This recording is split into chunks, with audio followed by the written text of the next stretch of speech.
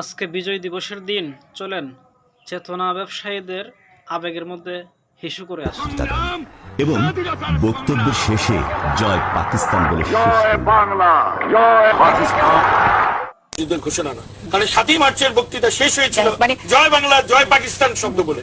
জয় পাকিস্তানের শব্দের মধ্যে দিয়ে যে বক্তৃতার সমাপ্তি ঘটে সেই বক্তৃতা যাই হোক, এটা পাকিস্তান ভাঙ্গার বক্তৃতা ছিল না। শেখ মুজিব জয় বাংলা জয় পাকিস্তান বলছিল 7ই মার্চের ভাষণের মধ্যে। এই জয় বাংলা জয় পাকিস্তান এটা কিভাবে পাকিস্তান ভাঙ্গার ঘোষণা হইতে পারে আমার বুঝে আসে না। আপনারা যদি বুঝে থাকেন তাহলে বলেন, ঠিক আছে। আবার ওইদিকে তাদের দ্বিতীয় জাতির পিতা মোদি সেখানে বসে আমাদের বাংলাদেশের যে মুক্তিযুদ্ধ এটাকে তাদের অর্জন বলে দাবি করে। এই যে দেখেন, আবার এর একটা মুখ কম জবাব দিয়েছে আমাদের সাংবাদিক ইলিয়াস ভাই, কমেন্টও আমি দিয়ে দিচ্ছি দেখেন, ঠিক আছে। তো ভারত, মোদি, হাসিনা, শেখ মুজিব তারা কখনোই অরিজিনালভাবে বাংলাদেশের স্বাধীনতা চাইছে কি না এটা আপনারা মন্তব্য করে জানান।